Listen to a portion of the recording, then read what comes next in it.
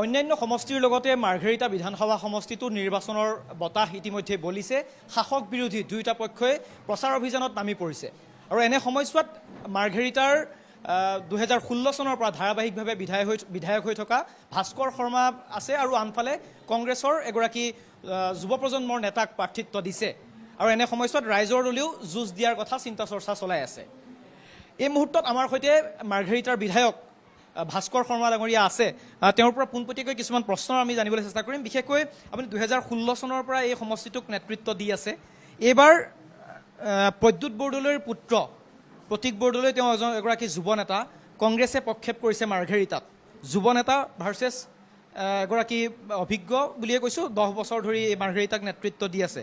যুঁজ হ'বনে নহয় নেতা নেতাই হয় যুৱক হ'লেও বা পুৰুষ হ'লেও মহিলা হ'লেও নেতা নেতাই 16 চনতে বাপেকে মোক দি থৈ গুচি যোৱা বস্তুটো আকৌ ল'বলৈ আহিছে এতিয়া ৰাইজে গম পাব মাৰ্ঘেৰিটাবাসী ৰাইজে মন বান্ধি লৈছে কি কৰিব লাগে কি নাই ৰাইজে ক'ব কিয়কি ইলেকশ্যনটো আমি প্ৰতিদ্বন্দ্বী কৰিবলৈ ওলাইছোঁহে ভাৰতীয় জনতা পাৰ্টীয়ে মোক হয়তো টিকেট প্ৰদান কৰিব তেখেতসকলক জাতীয় কংগ্ৰেছে টিকেট প্ৰদান কৰিব কিন্তু ভোটটো ৰাইজে দিব গতিকে ভাৰতীয় জনতা পাৰ্টীৰ সবল স্থিতি আছে মাৰ্ঘেৰিটাত মই ভাবোঁ প্ৰতিদ্বন্দ্বী কৰিবই গণতন্ত্ৰ দেশ হয় প্ৰতিদ্বন্দ্বী আমি ৰখাব নোৱাৰোঁ কিন্তু ৰাইজে ইয়াৰ ফলাফলটো দিব গতিকে মই ভাবোঁ মোৰ হিচাপতে যোৱা দিনবিলাকতো মই কৈ আহিছোঁ এতিয়াও আপোনালোকৰ টিভি মাধ্যমত কৈছোঁ মই ভাবোঁ মাৰ্ঘেৰিটা সমষ্টিত মোৰ প্ৰতিদ্বন্দ্বী এতিয়ালৈকে নাই আমি দল সংগঠন নহয় সাধাৰণ যিসকল ভোটাৰ আছে সেই ভোটাৰসকলৰ মনৰ কথা আমি জানিবলৈ চেষ্টা কৰিছোঁ তাত ভোটাৰসকলে এক প্ৰকাৰ আপোনাৰ কাম কাজক লৈ সন্তুষ্ট কিন্তু কিছুমান ক্ষেত্ৰত আপোনাৰ দৃষ্টিগোচৰ কৰিব বিচাৰিছে বা কিছুমানক লৈ অসন্তুষ্টি আছে বিশেষকৈ স্বাস্থ্য সেৱা যিটো খণ্ডৰ কথা কৈছে মাৰ্ঘেৰিটাত স্বাস্থ্য সেৱা অতি দুৰ্বল বুলি কৈছে 10 বছৰ ধৰি আপুনি কাৰ্যকাল ইয়াতো চলালে সেই ব্যৱস্থাটো মনোযোগ দিয়া নহ'ল নেকি বা সাধাৰণ জনতাই যি ধৰণে এটা অভিযোগ কৰিছে সেইটো কিমান দূৰ সত্য নিশ্চয় ৰাইজেতো ক'বই ৰাইজে কোৱাৰ আগতে মই নিজেও অনুভৱ কৰিছোঁ কি ক্ষেত্ৰত মই পিছ পৰি আছোঁ আৰু কি ক্ষেত্ৰত মই আগবাঢ়ি আছোঁ কিন্তু একেলগতে সকলো বস্তু নহয় গতিকে আজিলৈকে মই অহা 16 চনৰ আগত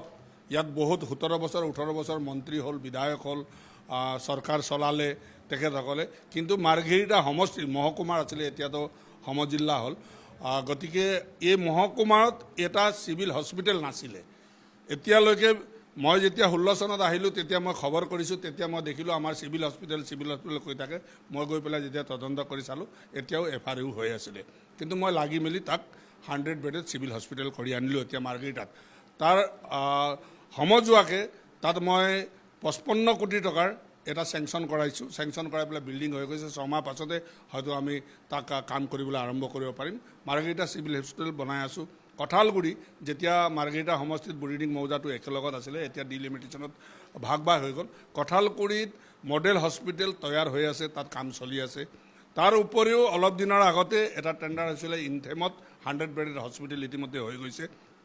তাৰো আধাৰশিলা মই আজিকালি ভিতৰতে কৰিম সেইটো টেণ্ডাৰটো হৈ গ'ল তাৰ কামো আৰম্ভ হ'ব তাৰপিছত যিসকল স্বাস্থ্য সেৱা কেন্দ্ৰ আছিলে তাকে মই পৰিপটীয়াকৈ বনাই মেলি যেনেকৈ চলিব পৰা কৰিলোঁ কিয়নো চৰকাৰে অনুমোদন দিব সমষ্টিত 2টা বা এটাই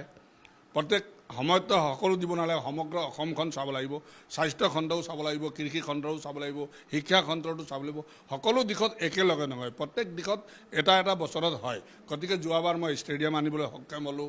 মই এই 5 বছৰ 10 বছৰৰ ভিতৰত এখন হস্পিটেল 2খন হস্পিটেল আনিবলৈ সক্ষম হ'লোঁ অহা দিনবিলাকত নিশ্চয় এই স্বাস্থ্য সেৱা কেন্দ্ৰটো মই ঠিক কৰিম গতিকে ৰাইজে বিচাৰিছে ৰাইজৰ দৰে মই কাম কৰিম গতিকে ৰাইজে মোক মেণ্ডেট দিছে দুবাৰকৈ মোক ইয়াত বিধায়ক বনাইছে হয়তো অহাবাৰো ৰাইজে মোক পূৰ্ণ সমৰ্থন দিব গতিকে মই ভাবোঁ ৰাইজে বিচৰা ধৰণে মই কাম কৰিম আৰু যিখিনি থাকি গৈছে মই কোৱা নাই মই 100% সকলো কাম ৰাইজক কৰি দিলোঁ কিন্তু মই কৰিবলৈ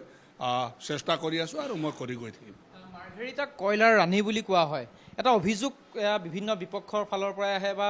একাংশ লোকেও সেইটো অভিযোগ কৰিব বিচাৰে যে কোল ইণ্ডিয়াৰ আজিৰ যিটো অৱস্থা সেই কোল ইণ্ডিয়াৰ অৱস্থাটো এনেধৰণৰ হৈছে যে অবৈধ কয়লা খনি থকাৰ কাৰণে বা অবৈধ কয়লাৰ যিটো ব্যৱসায় সেই ব্যৱসায়ৰ কাৰণে কোল ইণ্ডিয়াৰ আজি দুৰৱস্থা হৈছে বুলি কৈছে প্ৰকৃতাৰ্থত আপোনাৰ পৰা এইটো পোনপটীয়াকৈ জানিব বিচাৰিছোঁ যিটো দিছপুৰৰ পৰা নিয়ন্ত্ৰণ হয় বুলি কয় কয়লাৰ অবৈধ খনন বা অবৈধৰ যিটো ব্যৱসায়ৰ অভিযোগ সেইটো সন্দৰ্ভত আপুনি কি ক'ব বিচাৰে চক কয়লা নৰ্থ ইষ্ট কোল ফিল্ডৰ হেড অফিচ ইয়াত আছে এতিয়াৰ পৰা নহয় আজি 100 বছৰৰ আগৰ পৰা ইয়াত নৰ্থ ইষ্ট কোল ফিল্ডৰ অফিচ আছে ইয়াত অপেন কাষ্ট মাইনিং হয় আৰু নৰ্থ ইষ্ট কোল ফিল্ডে চায় এখন ইণ্ডাষ্ট্ৰী আছে ইয়াত, এতিয়াৰ নহয়। কিন্তু মই 16 চনত বিধায়ক হোৱা আগৰ পৰা এই কোল ইণ্ডিয়া অফিচটো গোটেইটো খনিটো বন্ধ হৈ গৈছিলে। কেলে বন্ধ হৈ গৈছিলে? আগৰ বিধায়কজন যিহেতু পুত্ৰ এবাৰ আহিছে ইয়াত, তেখেতক আপোনালোকে প্ৰশ্ন কৰিলে গম পাব কিয় বন্ধ হৈছিলে, কি কাৰণে বন্ধ থাকিছিলে। কিন্তু মই যুঁজি 4টা বছৰত সেইটো মই কথা পাতি এতিয়া কোল ইণ্ডিয়া চলি আছে। গতিকে নৰ্থ ইষ্ট কোল ফিল্ডৰ চাৰাউণ্ডিঙৰ ভিতৰত ক'ৰবাত চুৰ হৈছে, ক'ৰবাত অবৈধ হৈছোঁ, এইটো নৰ্থ ইষ্ট কোল ফিল্ডে চাব। এইটো আমাৰ দায়িত্ব নহয়, প্ৰশাসনিক আছে, প্ৰশাসনীয়ে চাব। গতিকে বিভিন্ন সময়ত বিভিন্ন যি অভিযোগ উঠি থাকে, বিৰোধীয়ে উলিয়াই থাকে,